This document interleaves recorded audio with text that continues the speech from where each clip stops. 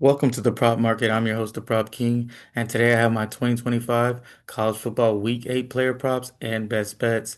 As promised, I will be your tour guide throughout this college football season, giving you shows every single week. This week, only one show though, but on this show, it has a lot of information.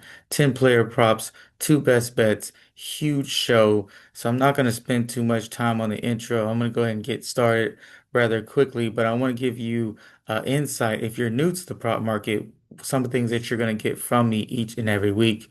Number one, you're going to leave with more information than you came with, as this week it's going to be a lot of information on this channel that you obviously didn't already have, and I'm giving you some new, fresh information. So now you can go press that button or do whatever you have to do and make the best bets so we all can win.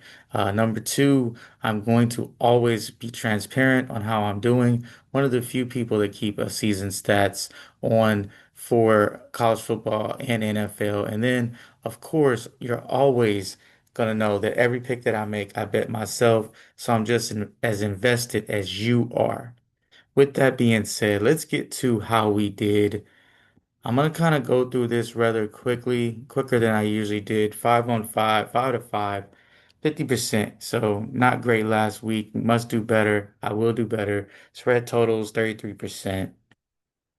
See the winners are on your screen. I'm not gonna go through each. And you see the losers, 5 and 5. We did have Sam Levitt. He did not play, so that was just a wasted ticket, but we ended up getting the money back regardless. Now we're looking at our season totals, stats, 49% on our best bets. My goal is to get to around 65%. And then our prop bets are at 58%, and my goal is to get to 60%. Now for our first pick of the show, and this game is actually going to be on Friday, so make sure you get your chance to put this in, and it's going to be Miller Moss of Louisville. 2025 average passing yards 272, projected passing yards is 265. Um, both running backs are dealing with some type of injury. He's been over 300 yards in his last three games. Here's some people that went over. Castellanos and Brown, both guys who are considered to be not throwing quarterbacks, and they both went over this not line versus Miami. Here's another thing: has 48 and 51 passing attempts in his last two games. So he's been firing the ball crazy amount of times. A huge amount of volume. He's a natural thrower of the football, USC transfer. More than likely, he'll be playing from behind. So that means more passes, more passing attempts. I do see him getting around 45 passing attempts in this game. He's averaging 36, but with this being such a tight, good defensive front for Miami, I expect them to force Miller Moss to throw the football. Give me his over 254.5 passing yards. I think he cruises over this number. The next guy is Darius Taylor. Darius Taylor has been struggling of late. Let me start there. That's why his average rushing yards is just at 51. I got him projected at 69. Nebraska leads the nation in pass defense. So Nebraska's number one versus the pass in the nation means that, Minnesota is going to have to do something other than throw the football. But here's the thing, Nebraska is the third worst defense in the Big Ten versus the run, giving up 151 yards on the ground. So this is a great matchup for him. He has been below his line in the last three games. Look for a bounce back spot after having three straight bad games. Look for him to be more of a workhorse in this game. Um, I do not expect a blowout. I expect a very competitive game. I expect Minnesota even to be, maybe possibly pulling an upset here. Look for him over 64.5 rushing yards. I came in thinking he's one of the best running backs in the nation. I still believe so. The next guy, Darian Mensah of Duke. Darian Mensah, has been over this line 5 out of 6 games this season. Average passing yards is astounding 306. I got him projected at 272. These numbers are super high. He has 34 pass attempts a game, but he's been very accurate, very efficient. 70% of his passes are completed. Why do I like pass completion so much? It shows that one, the quarterback's accurate, two, the offensive line is blocking, and three, the offensive coordinator is calling very good plays. Team total set at 31 points, so they're expecting Duke to get 31 points. I expect a lot of passing yards to keep up with this potent Georgia Tech offense, who will be scoring on their end, has been over in five, like I said, 5 out of 6 games. Um, 265 was the game that he went under. So he's been over in every game except a push, a hook, 265. So I like him over 265 passing yards for Darian Mensah. Next guy is Damon Williams. Okay, he was a guy on the screen at the beginning. He's a Washington quarterback, former four-star. He's coming off a 528 pass plus rush yards game. That is crazy to me. Averaging 335, projected 291, has went over this line 5 out of 6 games this season. So he's another guy that's been really, really good this season.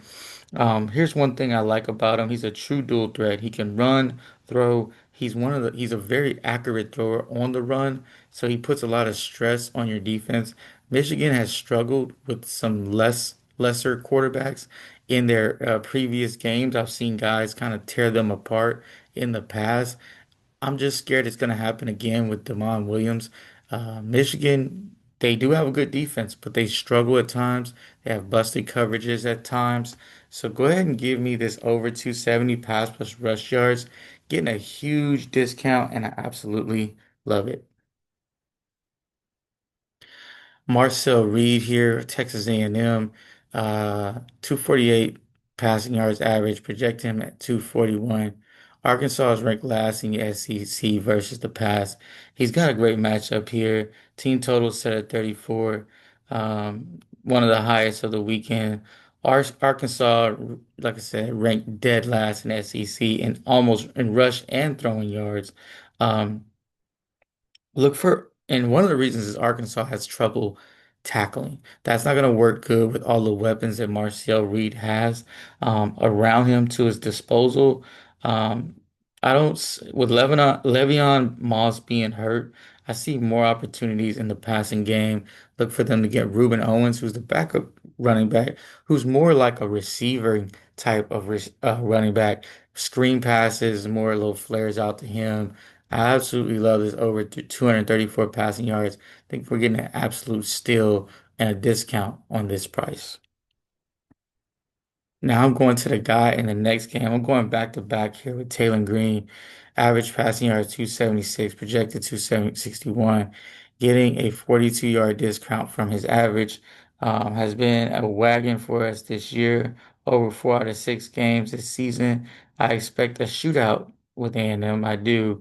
And Green's playing from behind more than likely, so his volume should be high. He's been sacked quite a bit. That's why I didn't use his legs and his rushing yards. But man, this dude can really throw the football. I think he's gonna be one of the top NFL draft picks. We went with him last week. He cashed. He cashed about 3 weeks ago as well. He's been a cash cow. Go ahead and give me the over 234.5 passing yards for Taylor Green. Next guy is Garrett Nussmeier of LSU. First time going with Garrett, 235 average passing yards, but I got him projected at 261. Vandy is a top 5 defense versus the run and a bottom 5 defense versus the pass in the SEC. Why is that important? Well, LSU more than likely will not be able to run the football. And I expect Nussmeier to have a good game. He was expected to be a Heisman hopeful. He was a Heisman hopeful, but he's failed so far this season, like many of these highly talented quarterbacks. So playing a Vandy team that has been good, but not great. Brian Kelly challenged his offense, really Garrett Nussmeier to kind of get things together. He also said that he's finally healthy. He had been unhealthy for a while, and now he's finally getting back healthy. And that's a good thing for him and a good thing for LSU. with the weapons surrounding Garrett Nussmeier and Vandy forcing them to throw it. Give me over 255, 250.5 passing yards. One of the purest throwers in college football. I think he has a really good game for the first time this season. Speaking of someone who has been struggling, Arch Manning, 219 average passing yards, 233 projected. Kentucky has given up 237 yards in the air per game, second worst in the SEC. Just a few points, just a few half yards behind Arkansas. So once again, great matchup for Arch Manning here. If he's ever going to cash, this is going to be the day. He's went over this line against some bad teams like Sam Houston State and San Jose State.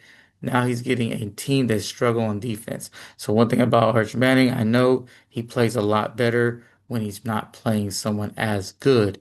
Last week he only had 160 yards passing versus OU, but on the flip side, he had 77% completion rate. So I like completion rates. I always talk about completion rates. That means that maybe he's becoming more comfortable, a little more accurate. Maybe the offensive plays are coming in a little bit better. So I'm gonna go ahead and rock with him. You see, I haven't really made too much, pick too many picks with Arch Manning. Has only cleared this number in 50% of his games, but I think this is a great matchup for him versus a bad Kentucky defense. Over 223.5 passing yards for Arch Manning. Next guy, another guy that's been struggling of late, struggling most of this year, and that's going to be Jackson Arnold. He's playing for his career. Basically, if he doesn't play well in this game, I don't think he gets another opportunity. He's been under in his last 5 games, and he's going against a very good Missouri defense. But he's averaging 14 carries a game along with 28 pass attempts. This is a high volume for this number to be so extremely excruciating low. Here's a guy, like I said, playing for his career, playing for his livelihood here. He's a former 5-star, and I've said this before, Gatorade Player of the Year. I think he figures it out in this game. Not that they will win, not that he will even play well, but I think he's getting the ball out of his hands a lot faster, and that's what's causing a lot of sacks. So I'm going back to the well here with Jackson Arnold. If the number's just too good, give me the over 209 pass plus rush yards for Jackson Arnold. I fully understand if you don't want to rock with me with Jackson Arnold. He has been a disappointment this year, but I think he cashes for us today. Here's someone who's been cashing for us ever since he has stepped foot on the field, and that's Kevin Jennings, 276 average, 266 passing yards projected. Jennings over his line, has been over his line in 75% of his starts, and that's no surprise. Over 5 out of 6 games this season as well. Clemson a little bit better versus the run versus the pass. Um, he struck. I watched Clemson struggle versus mediocre QBs, Troy and just to name a few. So look for Jennings, who's got weapons everywhere, and himself a very accurate quarterback to easily cash over this discounted line. He's also motivated from losing to Clemson last year in the SEC championship. Uh, I absolutely think he's going to crush this low line. Not understanding why the line's low, I expect line movement, but give me the over 259 passing yards for Kevin Jennings. Now for my two best bets, Vandy versus LSU. I think the wrong team is favored. I think Vandy was a great story. I think they do have a competitive defense, but I think LSU has too much talent. Talking about talent, LSU is filled with talent up and down the roster. Um, I don't see why they're underdogs here, other than the fact they haven't looked very good, but they found a way to win. Defensive line, offensive line, LSU. I think they have the better quarterback as well. Give me LSU plus 2.5. I've seen it at 3 a couple times, but I'm gonna be honest, I got it at 2.5. That's that transparency right there. But you probably could wait, get it at 3, or unfortunately, it may come down the other way. Pitt versus Syracuse. Give me Syracuse plus 10.5. I absolutely love Syracuse here. getting Pitt on the at home. So Pitt's coming off a huge upset versus Florida State. And they're gonna be there on the back on the road again 2 weeks in a row.